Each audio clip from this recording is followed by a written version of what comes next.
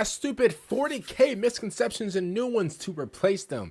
Interesting video. Make sure you guys follow my Twitch down below if you can. And today is the state of play, so best believe there might be a lot of videos today. So I don't know. Let's get into it. Let's go. Hi friends, so it's no secret that I love Warhammer, and as such I like to read about Warhammer on the internet quite a bit. Okay. And well, just like anything on the internet, there's a lot of misinformation out there. Warhammer True. has long been plagued by lore misconceptions, either spread through memes or simple misunderstandings when reading the often verbose codices. So You know what? I'm not really surprised that like a lot of the lore gets like, like I guess like read in the wrong way, bro. Like the lore is so like, I feel like some of the lore is so like complex, like, people can like see things in like different like different like, I guess like different point of views, you know what I mean? So at the end of the day, not everybody's gonna see like the lore, like especially like the entire Warhammer lore. Not everybody's gonna see that lore in like, in one big, magnifying glass, bro. You got everybody like looking from like different angles and stuff like that. So I mean, when you have a franchise as big as Warhammer, bro, and when you have like that much lore and like that franchise, bro, like, bro, you're bound to have like different point of views and have like different takes and stuff like that. So I wouldn't really trip about that. today I'd like to go through some of the worst misconceptions. And in addition to this, I'd like to spice things up by replacing them with my all-new fun misconceptions so that I could spread more lies and deceit on the internet. See, he's coming up with like his own like misconceptions. It's like his own like point of view in a way. So, All right, so let's get into it. All right, so misconception number one. Orcs, they could just imagine anything into existence. That's a misconception. Many people seem to believe that orcs, they could just think really, really hard and imagine anything that they want into existence. I didn't know that. We all know the iconic "I'm a tank" incident, but I'm sorry, I don't. Rick, I really don't want to pull an actually on you, but actually, Oh the no. orc psychic assault ability in lore is usually described more as a really powerful mobs. Each orc to be a little bit smarter and unlock some innate abilities and know-how. So it's kind of like how girls go to the bathroom together to unlock their magic woman powers. It should, however, be noted that the color bonuses do still seem to work in lore, but obviously that's on a much smaller scale of reality warping than making a pipe, a box, and some bomb juice into a slugger or something. So my new proposed misconception is that orcs do in fact have the power to imagine anything into existence with their psychic results. However, they're just extremely unimaginative and boring. Bro, listen, I didn't even know that like orcs can even like imagine like stuff and it can turn into whatever. So like, I mean, that's like that's not even like a misconception for me. That's kind of like a brand new thing that I even just like learned about just now. So, I mean, I guess that's like an iffy thing or whatever, but I guess. So much like a soulless corporate exec in Hollywood, they just see something that works, makes their own crappy copy, adds like 10% more explosion, and then they gaslight the general public into thinking it's actually good and not just a shitty version. All right, buddy, hold up. I want you to just chill out, yo. I like Star Wars. Just chill out, yo. He's trying to make sense right now. I'm gonna be honest with you. You starting to make sense, but listen, if anybody's gonna like talk about or roast Star Wars, it's me as a fan. That's what I'll do. Loved as a kid. Now, misconception number two. What's number two? Death Corps of Krieg, they're suicidal morons. Now, this one, it personally pains me. Guard are my favorite 40k faction, and although the Death Corps aren't my favorite regiment, Cadia number one, it still hurts to see people portraying one of the finest regiments as a bunch of dumb, stupid heads. And I pretty much hate everything online regarding the Kriegers, from the shovels to the vaguely German-themed Sabuku. I feel like the memes have kind of ruined the Death Corps for me. Okay. Contrary to popular belief, Kriegers do not just off themselves the second they find an opportunity. Their whole shtick is to atone for past sins by giving their lives. This does not mean that they're going to die for no reason. That's just kind of ridiculous and a waste of the Emperor's time and resources. I mean, bro, these guys are like level 1, like, like, like those Cadia guys, bro, those guys are like level 1 too. Like, don't ever get it twisted. Like, those guys are like, now let's not ever like, try to like act like these guys are like real or whatever, bro. Those guys are level 1 too. Like all these guys, obviously, bro, Vulcan, he's like level 1,000. Like, let's be real with ourselves just for a second. We all know that Vulcan's like, he's legit like the number one. all these other like little guys or whatever, like besides the Emperor and like all the other Primarchs, whatever, all these guys are legit level 1. Like, let's don't ever get that messed up. It just entirely so. Now the Kriegers aren't suicidal per se. Ever. Either. They're just really super willing to sacrifice their life if it means benefiting the Imperium and regaining some long lost honor.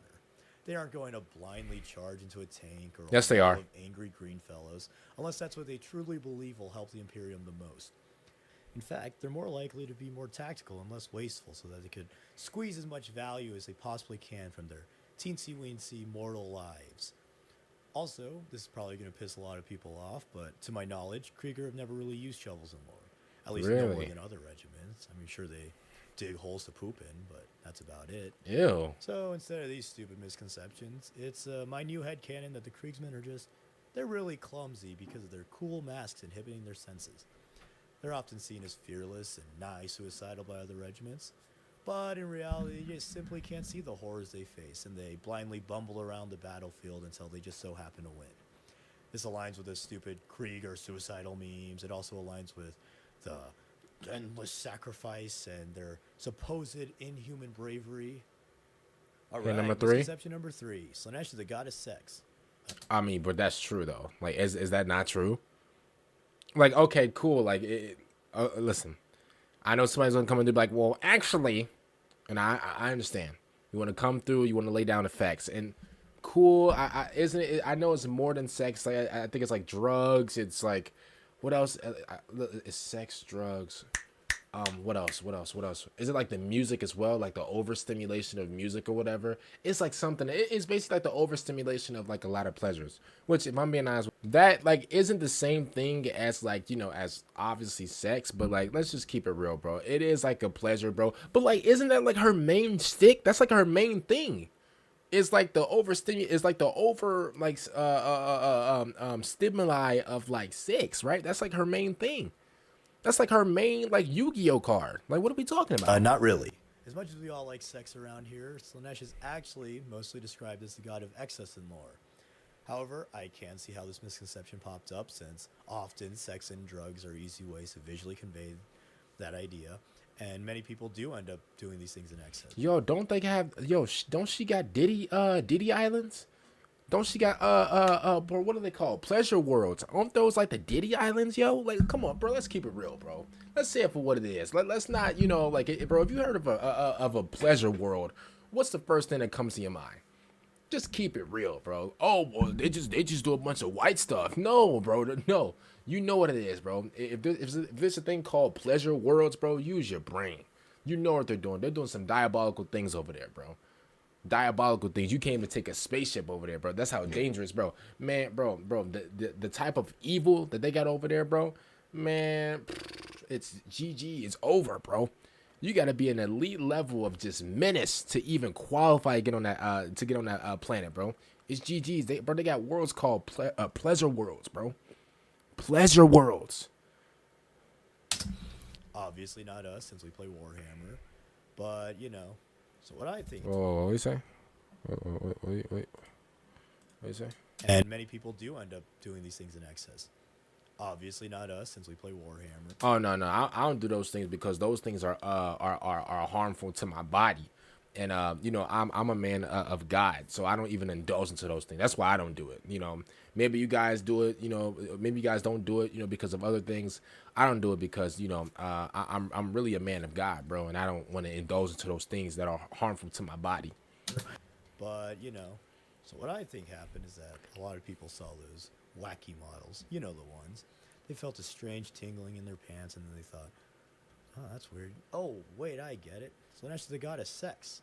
That's why I'm feeling silly in my willy. Nah. But that's just not correct. Slaanesh is the god of excess at the end of the day. Nah. All this does often manifest from excess pain or pleasure in the 40k universe. Nah. It can really be an excess of anything. Things like obsessive perfectionism or extreme unhealthy dedication to a craft.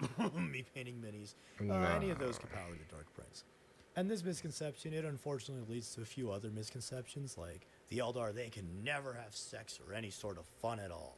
Which, that's pretty wrong, because in most depictions, they're kind of seen as normal people when not fighting. So just remember what the Bible says. You won't get your soul... What? Remember what says? Hold up. I don't play about that. What do you say? Which, that's pretty wrong because in most depictions, they're kind of seen as normal people when not fighting. So just remember what the Bible says. What that mean?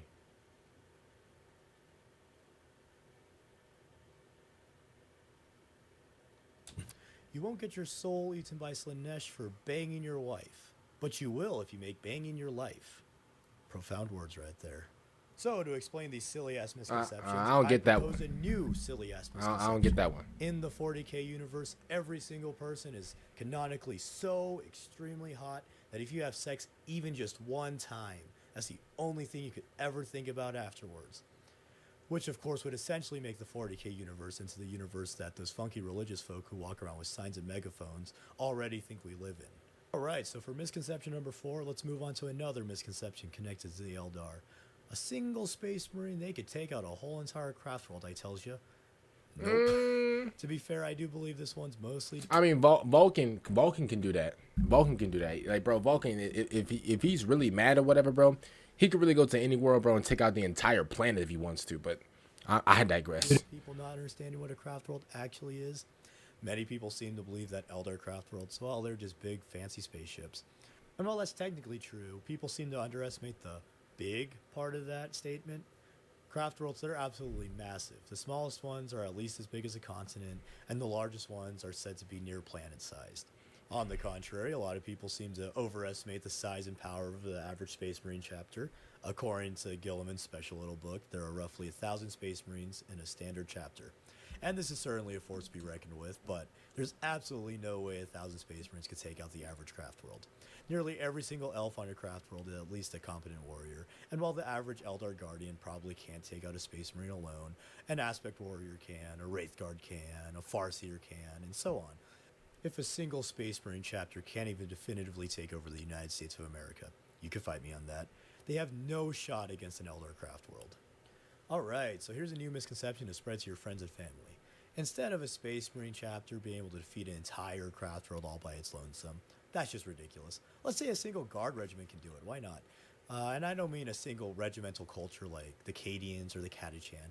I mean a single regiment, like a single unit of the army. Something like the Cadian 121st or Mordian 8th, for example. I think this would be really funny because Eldar players are already constantly being dunked on by every single other faction in lore, and it also makes the Guard, the best faction, look even cooler. And then if people disagree with you, you could just talk about how strong the Leman Russ battle tank is because, oh, I don't know, an orc mistook it for the Primarch one day, and then due to psychic chicanery, every single Leman Russ battle Okay, alright, that was funny. Alright, that was funny. Became the actual Leman Russ Primarch. So finally, last minute. He said the orc mistook the tank as a Primarch. Alright, that was funny. Misconception number 5. Baneblades were light scout tanks in the dark age of technology. What? What did he just say? Yo, I don't... Yo, is something up with me? I'm sorry. Yo, what? Repeat that. Finally, last misconception. Misconception number 5. Baneblades were light scout tanks in the dark age of technology. This has got to be one of the stupidest misconceptions in the 40k fandom. Bro, a lot of these misconceptions, like, bro, I must really got a lot to learn. A lot of these misconceptions, bro, like I barely even heard of any besides like the Slaanesh one. Like I heard people was like, oh well, you know, oh well, my bad. He's, you know, or she isn't really about like, you know, like sex or whatever. Like I've heard about that one. All the other ones, bro, I have not heard about. Like I'm like a damn, I'm like a duck in a gorilla cage. I don't care how insanely advanced Dark Age of technology was. Nobody is going to be using this behemoth as a scout tank. It's as loud as it is big and has a max speed of 15 miles per hour. The only way this thing could ever be considered a scout tank is in the sense that it makes every single enemy into a scout because they'll be spotting your forces from miles away. Oh, wow. If anything, Dark Age technology humans using a Baneblade as reconnaissance vehicle just makes them look extremely stupid, not really powerful and advanced. So my new misconception is, well, we'll just double down for this one. The Baneblade, it wasn't a scout tank. It was actually the premier luxury sedan of its day. Need to get groceries? Baneblade. Need to take the kids to school? Baneblade. Want to go for a nice family road trip? Alright kids, squeeze into the family Baneblade. In fact, the variants of the Baneblade, like the Fellblade or the Doomhammer, Well, those are just clever marketing ploys from the fellas in Detroit so that they could sell you the same vehicle with slight alterations. Large family, Stormlord your answer. Too much Baneblade traffic on your daily commute? Well, buy a Shadow Sword. Whatever you need, the Baneblade chassis has got you covered. Okay. And with that, that's all I got for today. Bro, this video was so like, I don't know, it was so like just around the world. It's like, bro, one day he was in Asia, then the next day he was in Australia, then the next day he was in Brazil, and then the next day he was in like the UK. And I'm like, yo, what? It went from like up, down, up, down. Whoa, pause. Pause. Maybe it's just me not understanding, like, you know, some of the misconceptions, which is perfectly fine. That's not really his fault or nothing like that.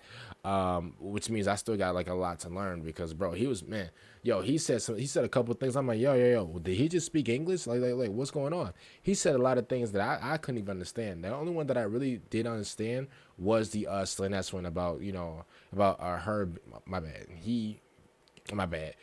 He or her not being about like sex or whatever. So if I'm just keeping it real with you, that's the only one that I fully, you know, understood, whatever. That's the only one. That's the only one that like I had like a back and forth battle with. I like that one. Other than that, bro, the other ones I was kind of like, I was trying my best to understand them, but I was a little confused. I'll admit that, which is basically my fault. I mean, no, it's not my fault because I haven't learned about it, but that is on me because, you know, I haven't learned about it. But other than that, comment down below, man. What do you guys think about this video? What are some misconceptions that you guys have that everybody else, like basically misconception that you have that everybody else either disagrees or agree with? But that the Slaanesh one I definitely get, which is, I mean, that's like arguable because like, bro, she is like, bro, that's Diddy 7.0, and they got pleasure worlds, bro. Y'all know what be going on those pleasure worlds. I don't even have to say nothing. Other than that, man, comment down below what do you guys think about it, bro. We got the state of play later today, man. I'm really excited about it, and peace out, everybody. Make sure you guys follow my Twitch, by the way, and peace.